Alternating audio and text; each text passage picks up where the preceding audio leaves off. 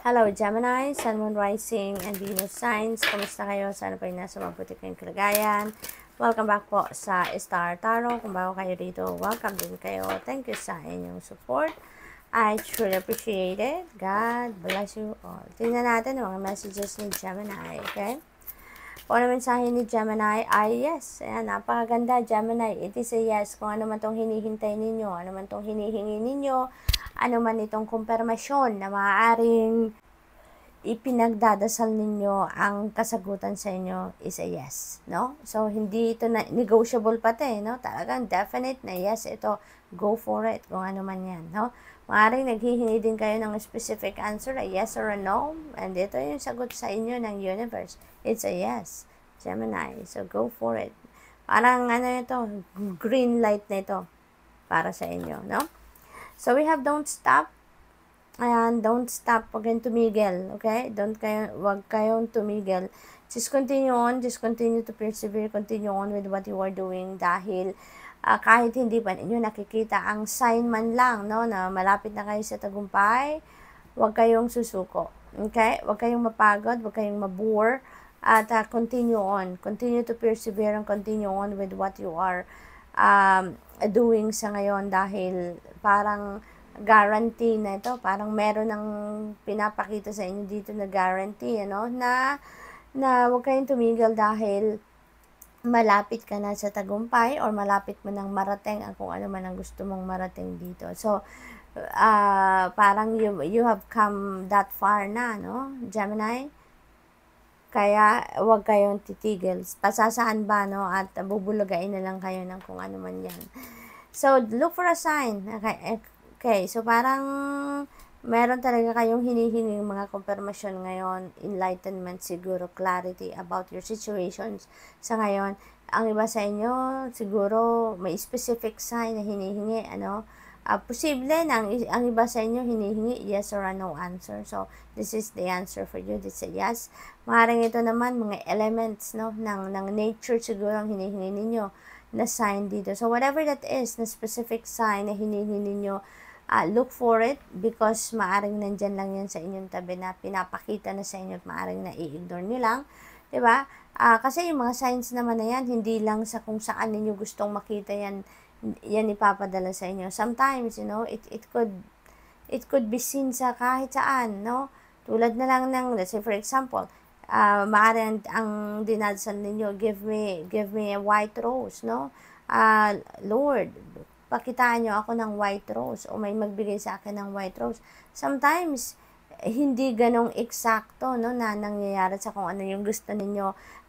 Yung pinaka-subject dyan is the white rose, diba? So, kung may makita kayo kahit saan, pwedeng yun na ang kasagutan sa inyo. Pwedeng sa pagbabrowse ninyo sa internet, ay maaaring makita ninyo yun, white rose na yun. So, that could be it, diba? Not necessarily na merong magbibigay sa'yo ng actual na white rose, no? So, may mga ganong ganap. Minsan din, ginagawa talaga ng universe na kung ano yung specific na sitwasyon na hinihingi ninyo yan ang binibigay. Pero sometimes hindi. Kaya, papakinggan nyo na lang yung intuition ninyo. Dahil bibigyan kayo ng impormasyon, no, na kung ang sign na yan ay yun na yun, no, if that's for you. And, you know, pag nakakita naman kayo ng kung ano ng specific sign na hinihingi ninyo, you know, nasa ibang pamamaraan ng pinagdasal ninyo, it will speak to you anyways, no, kaya malalaman din ninyo na yung sign na yan is for you. Kasi, it will speak to you, no? Meron kang mararamdamang kakaiba, meron kang maiisip, no? The guidance will be implanted sa isip ninyo na that sign is for you. Okay? So, what else? We have forgiveness. Napakaganda. Kasi ang iba sa inyo ready na to move on, no? Gemini, you are ready to move forward with your life at handa na kayong magpatawad ngayon. Handa na kayong mag-let go, mag-release ng mga bagahe ninyo sa inyong dibdib. Handa na kayo na i-give up na kung ano man ang mga nagpapagulo sa isip ninyo, kung ano man yung mga nagpapasikip ng inyong dibdib. You are ready to let them go. You are ready to release them sa buhay ninyo. So, this is really good, no? Really good. Very matured na kayo. So, we have it's up to you. Ayan. So, it's all up to you sa ngayon to decide siguro, Gemini. Binibigyan na kayo ng mga signs. So, kayo nang bahalang mag-determine which one is best for you na tatahakin niyo. Binibigyan kayo dito ng liberty ng universe, no, to decide for yourself sa ngayon. Kasi, binigyan na kayo ng confirmation, meron na kayong yes, meron na kayong look for a sign. So, ibig sabihin, nag-divinely guided kayo. So, it's all up to you now to decide kung ano yung gusto ninyong path na tahakin dito. Kasi maaari din, yung mga options ninyo ngayon, yung choices na kailangan ninyong pagpilian dito sa ngayon is they're all equally good. No? So, you're given the liberty to choose kasi whichever path you are taking ay maaaring yan ay isa para sa ikakabuti ninyo. Okay? So, what else? We have, be assertive. Ayan, be confident, be assertive. Huwag na kayong magpatumpik-tumpik pa. Okay? Don't doubt yourself. Don't doubt the divine plan for you, no? Mag-ano kayo, maging assertive kayo sa ngayon, magtiwala kayo sa inyong sarili, sa inyong mga kakayanan at sa divine plan. Okay? So, you need to get moving na sa ngayon, no? Maybe, makukuha nyo na at this point, yung mga guidance na kinakailangan ninyo para mag-move on na kayo, mag-move forward na kayo. So, be confident, okay? So, good luck, and that's all I have for you for today. Thank you for watching. Love and light. Namaste. Hello, Libra, Sun, Moon, Rising, and Venus signs. Kamusta kayo? Sana po yung nasa mabuti kayong kalagayan. Welcome back po sa Star Tarot. Kung bago kayo rito, welcome din kayo. Thank you sa inyong support. I truly appreciate it. God bless you all, okay? Ang mensahe ni Libra ay peaceful resolution. Ayan. So, dito naman sa peaceful resolution, this is really beautiful, Libra, kasi maaaring meron kayong mga hindi pagkakaintindihan with another person. Maaaring meron kayong mga hindi magandang pag-uusap with some people dito. Kaya, maaaring may distansya kayo, no? With someone dito. Pero, ngayon, maaaring magpakumbaba na kayo or yung person na kausap ninyo dito magpapakumbaba din and you may come up with a peaceful resolution. Maaaring muli kayong mag-uusap, someone is going to approach someone dito at maaaring magsimula na kayo ng negotiation, ano? Or magsimula kayo ng isang masinsinang pag-uusap para mag-come up kayo with a peaceful resolution, no? Magkabati na kayo, mag-reconcile na kayo. So, good luck. We have forgiveness. Ayan na nga, Libra.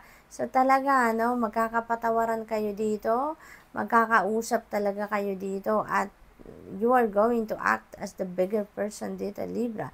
Yun ang napipick up ko. Maaring ikaw yung magpapatawad dito or ikaw yung hihingi ng tawad. So, regardless, ano, that is going to lead you to move forward. That's going to lead you to releasing kung ano man yung bigat sa inyong kalooban, hindi ba?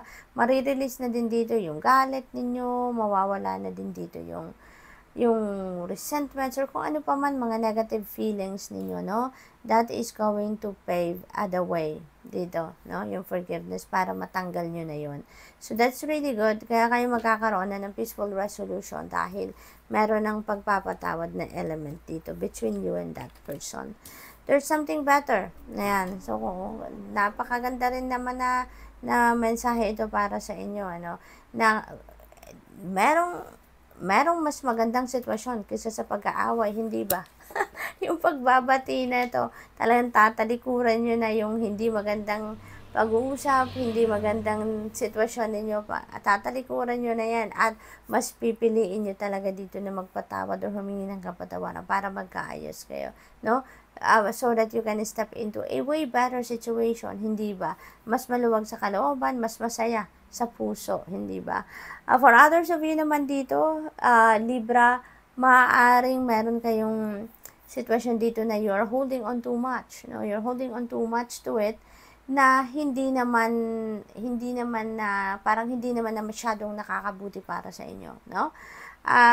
It could be anything, no? It could be a relationship, it could be a friendship, it could be a job, no? It could be career, no? Na alam mo yun, na hindi na talaga siya nakakabuti sa inyo, hindi na nagdadala sa inyo ng saya, hindi na kayo contented, hindi na kayo at ease, no? Hindi na kayo peaceful, yung ganon. Kaya, parang ito yung mensahe para sa inyo, na you know, Libra, that there is something better than what you have right now. So, move forward, no? Move forward from whatever it is na alam ninyong mabigat na sa dibdib ninyo, sa pakiramdam ninyo.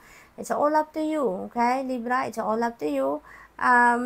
Alam niyo yan sigurado kung ano yung sitwasyon na yan, ano? So, it's all up to you to decide. Pag-isipan ninyo mabuti. If this message resonates with you, you know pretty much kung ano yung sitwasyon na yan, na alam ninyo na meron pang mas mabuti kisa dyan. Alam ninyo meron pang mas magandang sitwasyon kisa dyan sa kinabibilangan ninyo sa ngayon. Okay? So, what else? We have let go. Ayan na nga, i-let go nyo na. I-let go nyo na yan. Alam ninyo na meron pang mas mabuti kesa dyan. Kaya i-let go nyo na yan so that you can welcome that's something better sa buhay ninyo. Okay? Kaya you need to make room sa sarili ninyo para makapag-welcome kayo ng bago. Diba? Tulad na lang din ito, no? Na forgiveness, no? I-let go nyo na lahat ng mga bigat sa kalooban ninyo, lahat ng pagdududa ninyo, mga ganon. I-release nyo na yan, ano? Para na mas maging maayos na ang inyong sitwasyon. Whatever it is, no? That doesn't serve your best interest, Libra, let them go. Okay? Let them go. So, what else? We have perfect timing. Ayan. So, ngayon na, ang tamang panahon. The divine timing has come para magpatawad kayo, para humingi kayo ng tawad, or ngayon na ang perfect timing para makapagsimula na kayo ng bagong buhay. Kaya kinakailangan na ninyo na i-release ang kahit ano pa man na hindi na nakakatulong sa inyo. Okay, Libra? What else? We have no. Ayan, no. Mag-no to anything na kayo, no? Dito na hindi na nakakabuti sa inyo.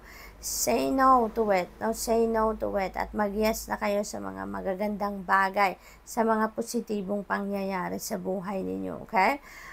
For some of you dito, you may say no to something or to someone, or maybe you are receiving a no answer from someone. Okay? So, good luck. That's all I have for you for today. Thank you for watching. Love and light. Namaste. Hello, Aquarius, Sun, Moon, Rising, and Venus signs. Kamusta kayo? Sana po nasa mabuti kayong kalagayan. Welcome back po sa Star Tarot.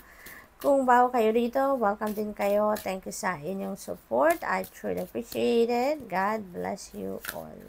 O na mensahe ni Aquarius ay we have let go. Ayan, Aquarius, you may need to let go something dito, no? Maring ano na to, bagahin na lang ito sa buhay ninyo, clutter na lang ito. Kaya inaanyayahan kayo dito ng spirit to let it go, no? Whatever it is na meron kayong attachment, unhealthy attachment na to it, no? It's time to let them go because hindi naman yan makakatulong sa inyo. Okay, Aquarius? So, what else? We have reconsider. Ayan, you may need to reconsider something dito. Okay, Aquarius?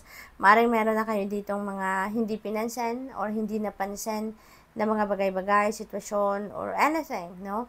And you may need to get back to it and reconsider something, ano? Maring meron na kayo ditong nireject, meron na kayong nirefuse dito, and ngayon parang inimbitahan kayo dito na hindi, tignan mong muli, no? Tignan mong muli dahil baka maaaring yun ang mas kailangan mo at this point, okay? So, we have opportunity, napakaganda naman ito, at saka tignan mo, no? Gold coins ang bumabagsak. So, maybe this is an opportunity for you to receive prosperity and abundance and wealth into your life, Aquarius. Maaring yun ang opportunity na parating sa inyo. This could also be golden opportunity, no? Kasi gold siya. So, maaring kung anong oportunidad na to, that could be a golden opportunity. Kaya, buksan ninyo agad yung inyong isip, yung mga kamay, ang inyong sarili for this opportunity. Whatever it is that knocks on your door, Aquarius, tignan ninyo agad, no? I-consider ninyo agad.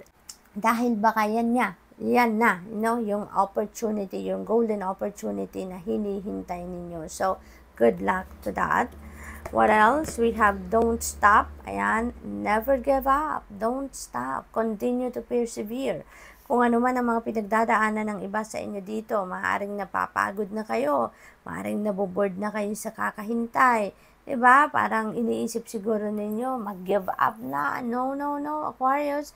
Giving up is not an option. Lagi ninyong tatandaan yan. Giving up is not an option in any case sa buhay natin dahil ang lagi nating aalalahanin, lagi nating iisipin na habang may buhay, may pag-asa. Okay? May mga sitwasyon sa buhay natin na, alam mo yun, hindi nangyayari according to our timeline, hindi nangyayari according to our will, pero rest assured that God is always giving is what is best for us, di ba?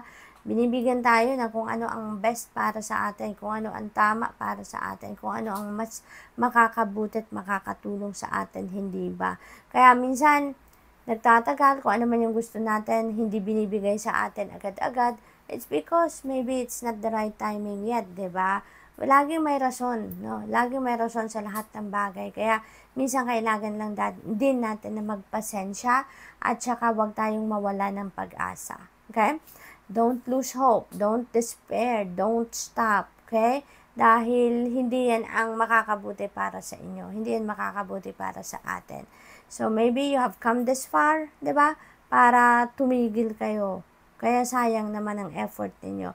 At saka parang may guarantee ito dito, di ba? Bakit kayo inaanyayahan o rini-encourage dito na huwag kayong tumigil? It's because malapit nang ibigay sa inyo kung ano man yung ina-expect ninyo siguro dito or kung ano yung best para sa inyong sitwasyon, malapit na yan. Kaya hindi kayo pinapatigil dito, di ba?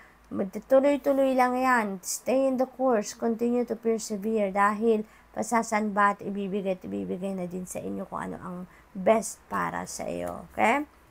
So, we have it's up to you. And there may be opportunities, choices, no? Options na nasa inyong harapan sa ngayon. Binibigyan kayo ng liberty to choose, no? Kung anong path ang tatahakin ninyo dito, Aquarius.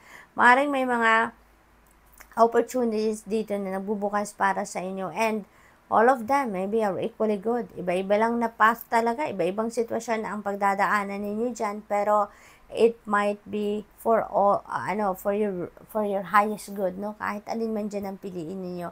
You're just given that, opportunity to choose which path, no? So, ang ganda-ganda naman. We have perfect timing. Ayan. So, ang gaganda ng energies ninyo dito, Aquarius. The divine timing has come. Divine timing has come. Kaya, kung ano man ito, no, na siguro confirmation din ang hinihingi ng iba sa inyo. Maybe you are praying for confirmation. If you are going to push through, kung ano man ang gusto ninyong i-push through dito or kung ano man ang gusto ninyong gawin. So, maybe yun ang hinihingi ninyo sa ngayon. And, maaaring ito ng kasagutan sa inyo na yes, go for it, Aquarius, perfect timing has come. The perfect timing is now. So, maaaring ganun ang sitwasyon dito for some of you. So, good luck. Good luck, Aquarius, okay? So, that's all I have for you for today. Thank you for watching. Love and light. Namaste.